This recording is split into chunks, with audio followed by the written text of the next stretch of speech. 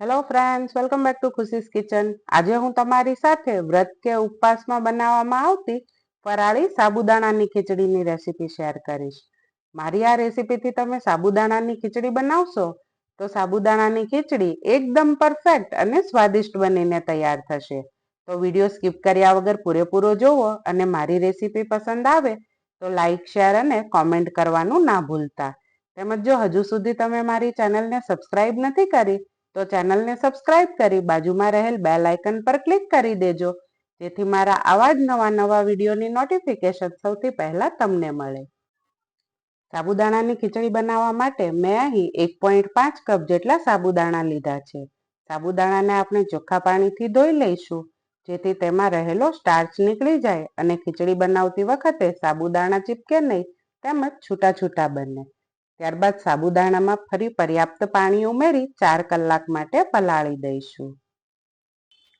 4 કલાક બાદ આપણે જોઈ શકીએ છીએ સાબુદાણા સરસ ફૂલી ગયા છે, તેમજ સાબુદાણામાં સ્ટાર્ચ પણ નથી.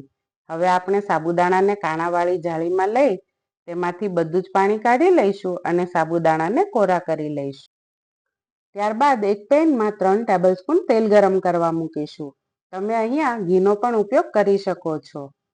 તેલ ગરમ થઈ જાય એટલે 1 ટેબલસ્પૂન જીરું, 1 ટેબલસ્પૂન હિંગ, લીમડી પત્તા, સ્વાદ અનુસાર ઝીણા કટ કરેલા મરચા અને 1 ટેબલસ્પૂન આદુની પેસ્ટ એડ કરી 1 મિનિટ માટે સાતળી લઈશું.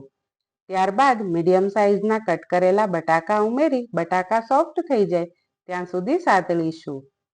ત્યારબાદ તેમાં સ્વાદ અનુસાર સિંધવ મીઠું એડ કરીશું, જે આપણે ઉપવાસની રેસીપીમાં ઉપયોગમાં લઈએ છીએ. ત્યારબાદ અડધા લીંબુનો પૂરેપૂરો રસ, 1 ટેબલસ્પૂન ખાંડ અને 2 ટેબલસ્પૂન શેકેલા સિંગદાણાનો અધકચરો ભૂકો એડ કરી બરાબર મિક્સ કરી લઈશું. ત્યારબાદ તેમાં સાબુદાણા એડ કરી બરાબર મિક્સ કરી લઈશું.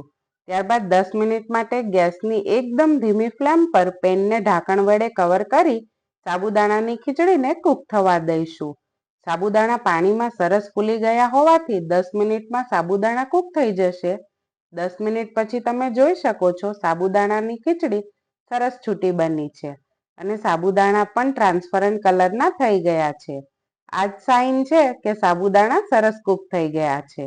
તો ફ્રેન્ડ્સ, આપણી સાબુદાણાની ખીચડી બનીને તૈયાર છે. હવે ખીચડીને સર્વિંગ પ્લેટમાં સર્વ કરી લીલા ધાણાથી ગાર્નિશ કરી લઈશું. તો ફ્રેન્ડ્સ, વ્રત કે ઉપવાસમાં તમે એકવાર મારી આ રેસીપીથી સાબુદાણાની સ્વાદિષ્ટ ખીચડી ઘરે જરૂરથી ટ્રાય કરજો.